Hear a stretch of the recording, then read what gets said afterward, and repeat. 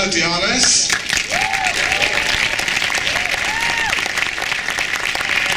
Adrien Brody plays the playwright.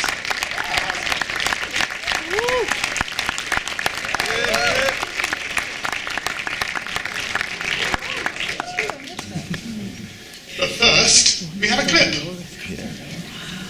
It's an amazing scene. I don't know, while it's important to emphasise that it's a fictionalised account of Norma Jean Baker's life, you invest, Norma Jean Baker became a woman, you invest something that makes us visceral, real. You know, it's not an impersonation. You've become her. How did you do that?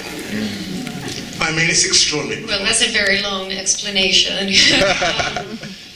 You know, for me it was important to find the emotional truth in this character because obviously there was a lot for me to work on, you know, for research and things that I had to prepare, a lot of material that I had to pull from Marilyn Monroe, which is the figure and the on-screen character that we're used to. But there was not much out there about Norma Jean, and that is one of the biggest themes in the movie, is this private and public self. And Norma Jean was completely unseen, and I really wanted to capture the essence of that woman, like peel all the layers and find the human underneath that character. So it was a long process of, you know, studying her and her films and audio recordings and the book, and just talking to Andrew and just trying to understand what she was feeling at all times. Always thinking that Norma, for the most part, she never thought she could live up to Marilyn. She always thought that what people thought of her was not at all what she felt like. So just working with that insecurities, you know, and the fear and the, you know, just wanted to be loved and accepted is, you know, they were my main, I don't know. I mean, it's interesting that she wanted to be loved, and of course she had no love. You know, her father abandoned her, her mother was institutionalized, and she kind of looked for that daddy figure, didn't she, in these men that she associated with. Yeah, I think that when you're a child and they make you believe that you're the reason why things are wrong and you are not wanted and you're a mistake and why your father left or why your mom is crazy, you will definitely, something will change in you and you will see life through that lens and you will believe that you are not worthy of love. So you grow up to be someone who just wants to be accepted, and you would just give and give and give and give and have no boundaries in order to not lose anybody else. So that's a very dangerous place to live in because everyone will take from you. Adrien, you play the playwright, who is Arthur Miller, of course, but do you think he was able to give Marilyn the love that she deserved? Well, I think, first of all, further to Anna's point, you know, a film that really represents unresolved childhood trauma is such a universal theme, and unfortunately there's too much suffering in this world. A lot of it stems from events in our lives that are unresolvable, play out in different ways, different relationships and friendships. And you know, what's so tragic about the film and in her beautiful portrayal is that fragility and loneliness and how far away that is from all of our perception and what Hollywood perpetuates and media perpetuates about stardom, about success. Here's the most successful actor in her career, and yet she's so deeply lonely and unfulfilled. And you know, there are very complex relationships that she's had, and Arthur Miller, the playwright, is We have to be careful here. It's based, clearly based, and that's, my research is based on portraying a human being, and this is a fictionalized adaptation of fictionalized work by a wonderful written work by Joyce Carol Oates.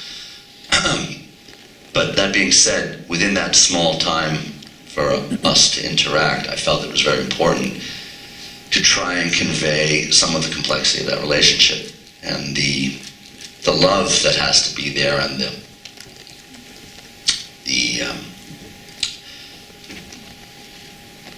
potential for hopefulness that is missing in so much of her life, and that she's longing for. And I have to deliver that. I have to be that,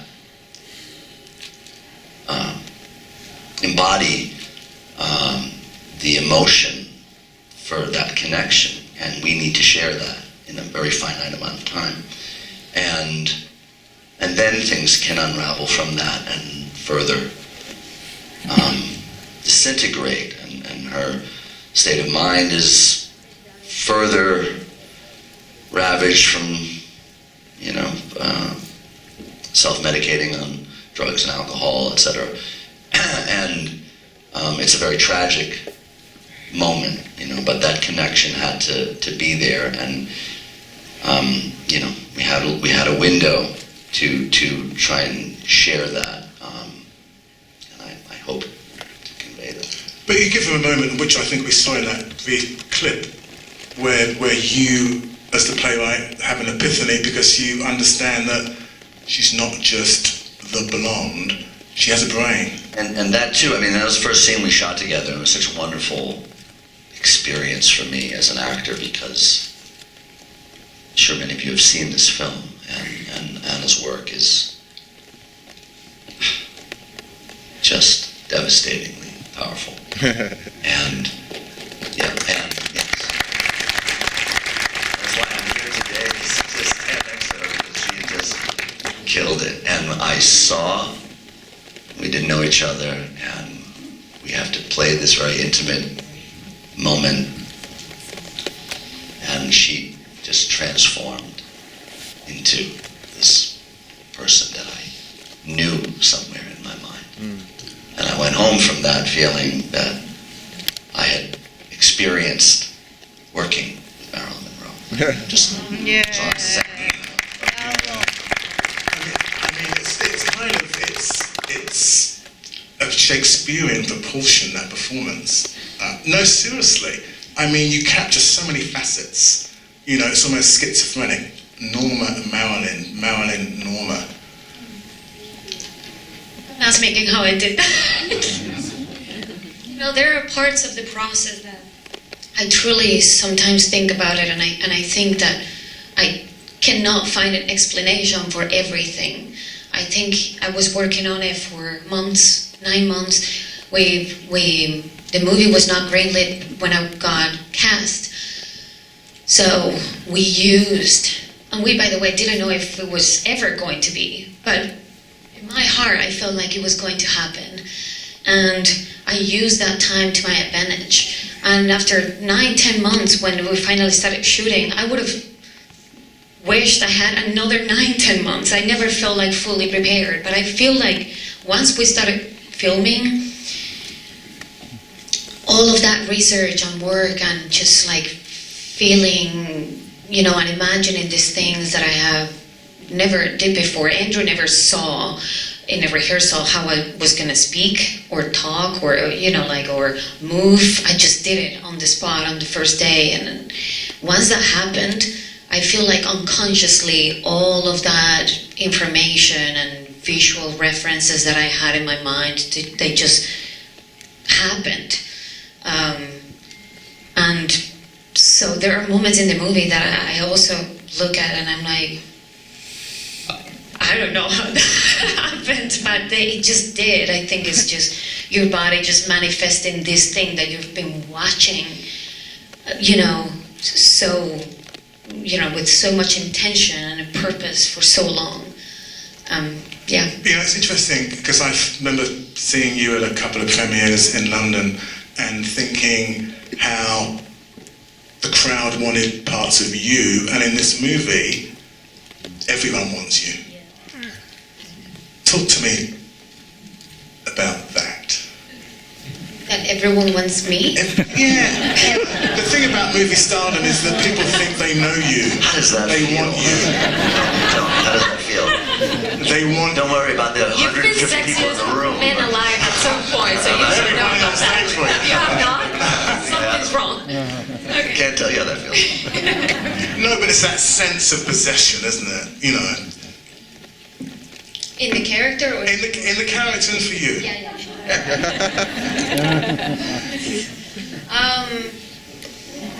Well, yeah, I think this character was created. I think at the beginning, Marilyn was Norma was very ambitious, and she really wanted this career and, to happen for her. And I think she contributed a little bit to play the game at the time.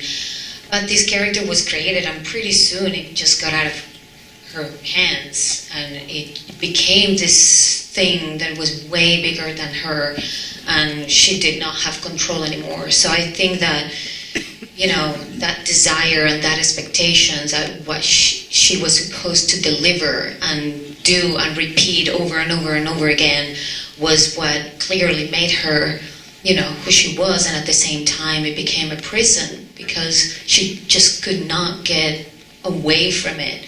And I think, she would have done so many wonderful dramatic roles, and she was so talented. She really is not just what is in the film. She was not only sad and depressed and it was not all bad. She was many other things. So it is like Adrien said, it's very, very tragic that, that desire did not come, didn't arrive to her the right way or from the right people. It's also, her persona was so far from who she was and became symbolic of everything that everyone expected of her.